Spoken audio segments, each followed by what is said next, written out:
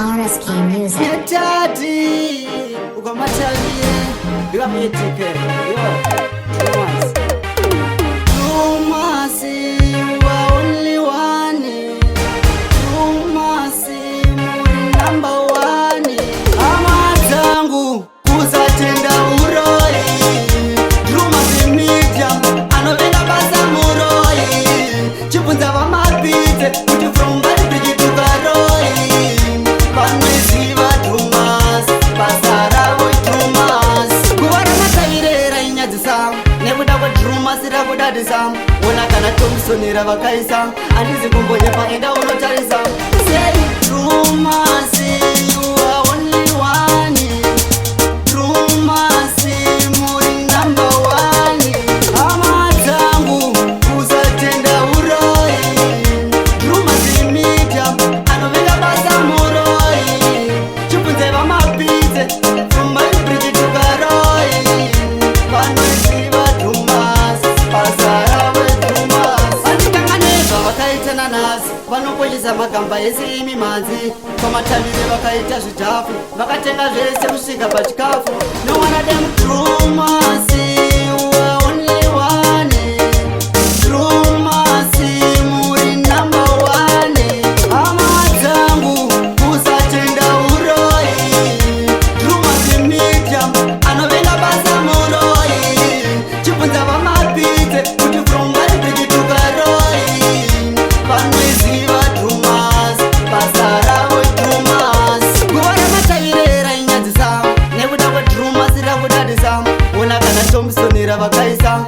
Siyalibingelela mwili yeZimbabwe, salamukela kuhlelo lwethu lwanamhlanje. Sesilo ke olutsha esilulethileyo, ama-confessions.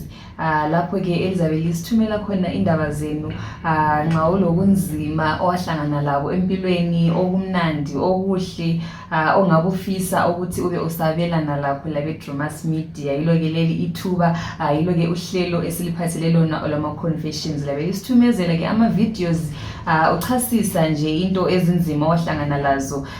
Kuyancedisa, kukhuthaza omunye umuntu, ukuvuselela omunye umuntu ongabe ekusame situation. Thina kukhwazisa ivathereri kusangana zvekare nhasi mune chimwe chirongwa takuburira ikachirongwa chinyowani, ama-confessions.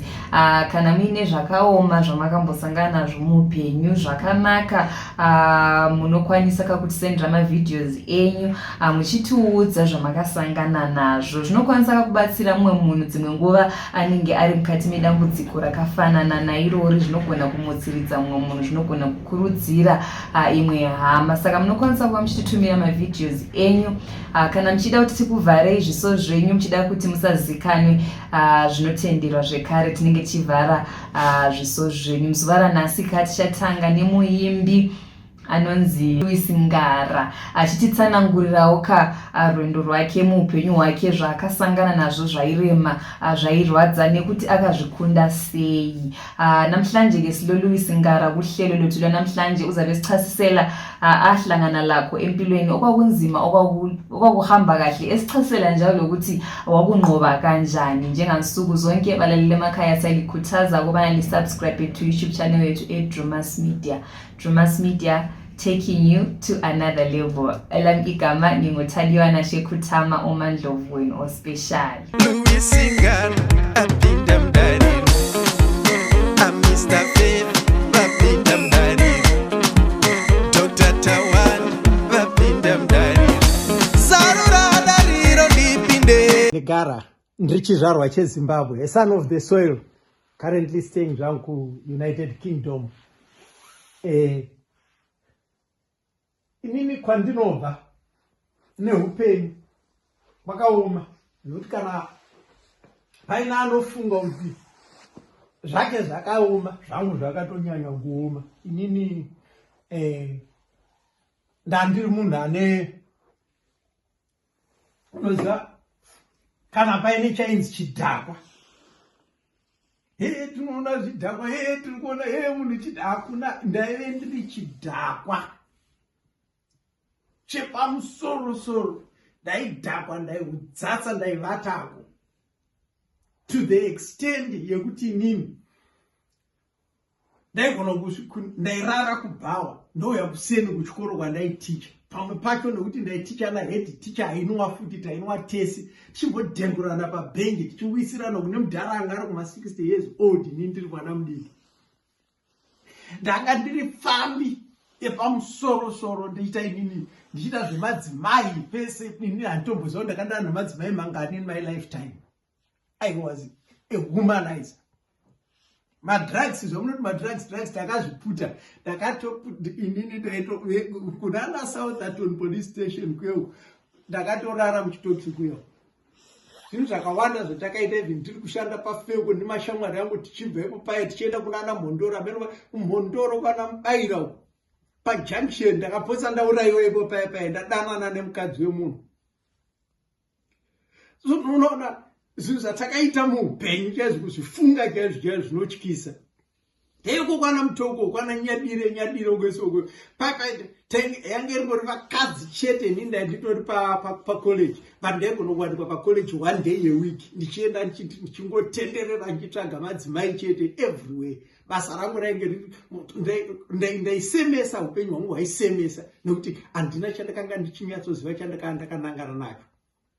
Vanenge manga chikoro kandakamboticha kusanyetu chako apinda Ngara chishamusira tichionererwa patisina chinhu muupenyu chingoita zvedoro magrosa inini upenyu hwangu hwakangori doro padoro ipapo manje tainyorwa kumusana every month totorerwa mari yacho wonwa futi woita futi senge tikenge tichivhiri chenhamo so uchingonwa wonyorwa kumusana wobhadhara panopera mwedzi wotenga grocery rechikwereti wozongobhadhara zvapera chandakabuda chaicho chandinoziva hapana.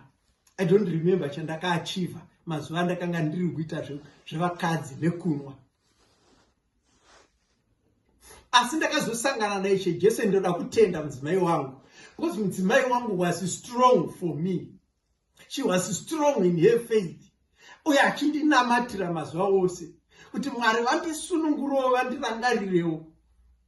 Unozivaga mudzimai wangu inini pandakaroora akanzi nevanhu vakatomunzwira tsitsi kuti ko aitwa sei kwaroorwa nemunhu akadai nekuti vanhu vaiziva unhu hwangu.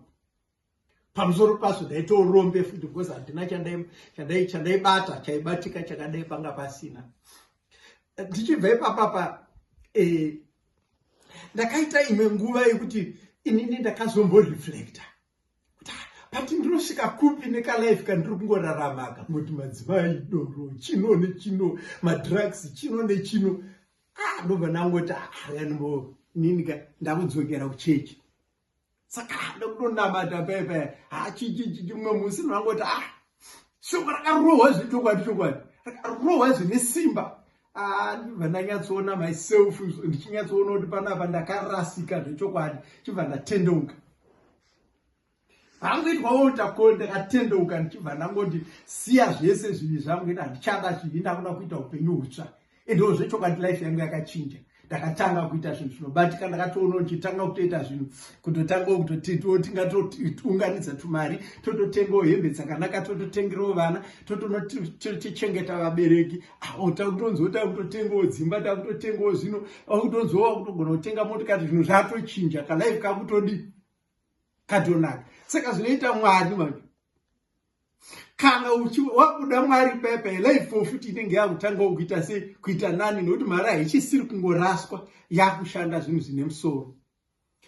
But ndakazoti manje one day inini manje ndasvika pakubva handakutozvinamatira ndatooneka life kakachinja life everything zvato good zvizvese zvato ball.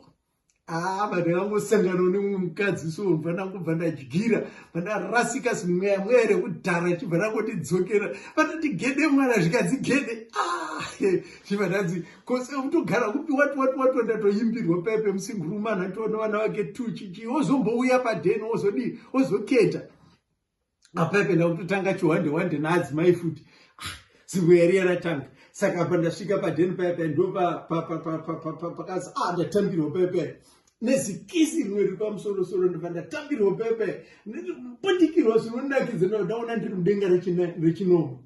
Zvakanaka zvikadii paipai ndatodii tatotobikirwa tumasoseji tumaliver titochekerera nonariti that was good. Zvakanaka. Saka ndinoisigara here watinonzwa Muimbi ndini handichichi ndinongoti ndazikanwa wati good uri elda kuchechi keyo ndatoo elda kabodza makore anga atofamba chitonamata uchitoita chirevesa chichichichi handitori elda what zvakanaka sasa uchechi kwenyu saka munotoparidza uchitotendeuka nditi yes, I do all these things. I preach in church and do all these things. Very good. Can I ask you one thing? Nai Mr. Ngara. Panapa murugudeni.